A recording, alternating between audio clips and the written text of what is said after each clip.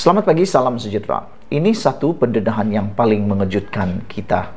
Bayangkan saja, satu proyek yang hanya bernilai Rm7 juta, tapi bila terbongkar, nilai proyek jadi Rm47,8 juta. Ini sebabnya ia jadi mahal. Dipetik dari MH Daily. Saudara, proyek hanya bernilai 7 juta, tapi apabila dibongkar, mengejutkan kita semua, proyek itu tiba-tiba menjadi nilai 47,8 juta. Dan ini didedahkan oleh MH Daily. Mengapa ia jadi mahal? Pengurusi Pakatan Harapan Perlis, PH Perlis, Nur Amin Ahmad membangkitkan persoalan. Sama ada proyek membina jalan secara rundingan terus, sama ada bernilai Rm7 juta atau Rm47,8 juta. Bekas ahli parlimen Kangari itu berkata, jumlah peruntukan yang diperlukan untuk kerja-kerja bagi membina jalan Sungai Adam ke Kampung Banat dinyatakan dalam Hansard Sidang Dewan Undangan Negeri DUN berjumlah Rm7 juta.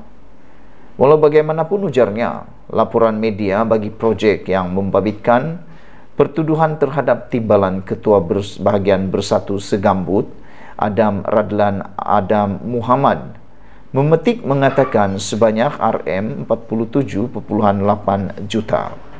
Adakah media tersalah petik atau angka Rm7 juta adalah untuk sebahagian kerja awal, atau kerana runding terus jumlahnya meningkat begitu tinggi, kata dan soal beliau. Penjelasan diperlukan, ujarnya menerusi hantaran di Facebook.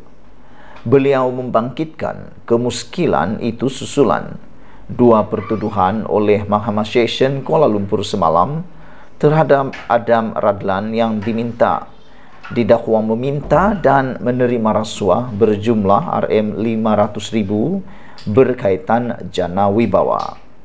Adam Radlan Adam Muhammad, namun pemimpin Bersatu yang juga pegawai eksekutif CEO sebuah syarikat, mengaku tidak bersalah sejurus pertuduhan dikemukakan terhadapnya di hadapan Hakim Suzana Hussein. Berdasarkan pertuduhan, Adam Radlan, 42 tahun, didakwa meminta wang tunai antara 3,5 hingga 7% daripada nilai proyek yang akan diperoleh daripada pengarah urusan syarikat MIE Infrastruktur and Energy Sdn Bhd Mat Juso Mamat. Suapan itu sebagai dorongan untuk membantu syarikat terbabit mendapat surat setuju terima bagi proyek di bawah program Jana Wibawa daripada Kerajaan Malaysia. Adam turut didakwa menerima suapan Rm500,000 menerusi akaun CIMB Bank Berhad miliknya daripada individu sama sebagai upah membantu syarikat itu mendapatkan surat sama bagi proyek membina jalan Sungai Adam ke Kampung Banat Perlis daripada Kerajaan Malaysia secara rundingan terus yang bernilai Rm47,8 juta. Kedua-dua kesalahan itu dilakukan di sebuah restoran di Duta Mas dan CIMB Bank Berhad Cawangan Bukit Tunku di Ibu Negara pada Mac dan 26 November tahun 2021.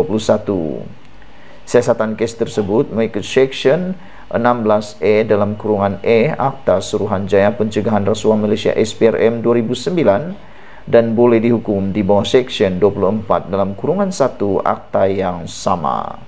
Sekian dulu untuk kali ini. Jangan lupa tinggalkan komen anda untuk isu yang paling hangat pada pagi ini, yang mana bayangkan saja proyek hanya bernilai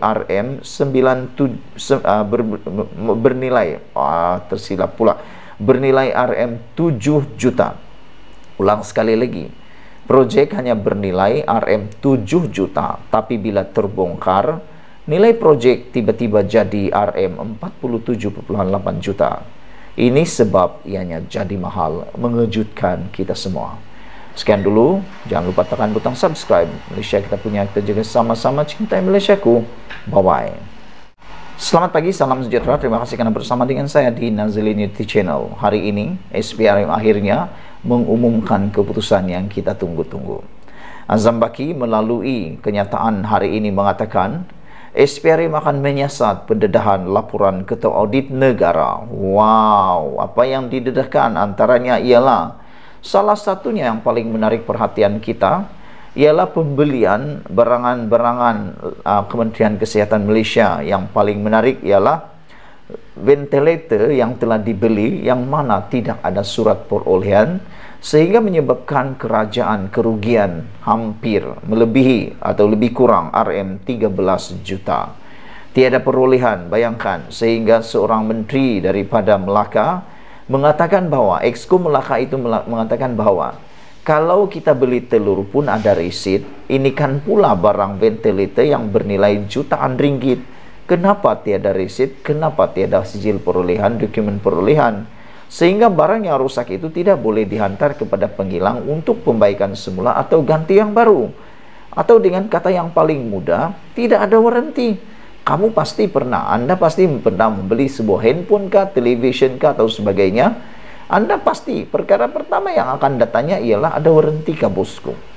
Ini handphone ada waranti kah? Kalau rusak boleh tuntut kah? Itu selalu kita akan cakap. Dan penjual selalunya akan cakap, ya memang ada waranti, tetapi resit sila simpan. Dokumen pembelian perlu ada disimpan supaya apabila kita menuntut pembaikan, ianya boleh ditunjukkan bahawa sah dibeli daripada sana. Namun salah satu laporan dalam laporan Ketua Audit Negara ialah apabila ventilator yang dihantar kepada Kementerian Kesihatan Malaysia tidak ada dokumen perolehan. Jadi kita sangat setujulah apabila SPRM menyatakan hari ini akan menyiasat pendedahan laporan Ketua Audit Negara. Suruhanjaya Pencegahan Rasuah Malaysia SPRM memberi jaminan akan membuka kertas siasatan berhubung ketirisan dan pembaziran dana awam dalam laporan Ketua Audit Negara Siri 2 baru-baru ini. Ketua Pesuruhjaya SPRM Tan Sri Azam Baki berkata, tanpa menyebut mana-mana pihak, beliau berkata, SPRM sedang meneliti pendedahan laporan Ketua Audit Negara itu. Kami memberi jaminan jika ada isu selepas meneliti laporan itu, kita akan buka siasatan, kata beliau. LKAN ini memang menjadi perhatian kita setiap kali ia diumumkan. Perlu diingat bahawa tugas kita ialah melihat soal pelakuan jenayah sesuatu perkara itu, katanya pada sidang media. Sebelum ini, beberapa pakar ekonomi dan pakar integriti menggesa supaya kerajaan menubuhkan pasukan penyiasatan khas di bawah SPRM bagi menangani isu ketirisan dan pembaziran dana awam yang hampir setiap tahun didedahkan lembaga LKN ataupun laporan Ketua Audit Negara. Mereka beranggapan teguran Ketua Audit Negara seolah-olah dipandang ringan tanpa diambil sebarang panduan sebagai panduan untuk penambahbaikan. Terdahulu, lembaga laporan Ketua Audit Negara Siri 2 2021 Siri 2 mendedahkan kepincangan dan kelemahan dalam sistem kerajaan yang mengakibatkan kerugian, ketirisan dan pembaziran orang rakyat. Antara yang didedahkan ialah kehilangan atau kerugian wang awam, pembaziran tidak teratur dan pembayaran tidak teratur dan pembaziran sejumlah RM158.08 juta yang dikesan di 3 kementerian dan 4 agensi persekutuan.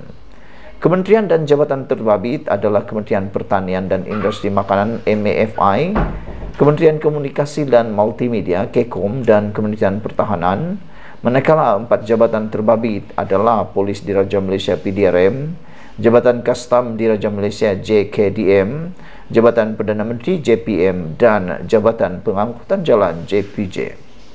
Yang menjadi isu hangat dalam kalangan netizen baru-baru ini ialah melibatkan pembaziran yang berlaku ataupun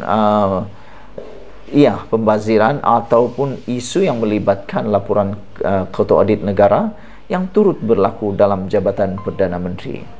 Mereka bertanya, kenapa di Jabatan Perdana Menteri pun boleh berlaku?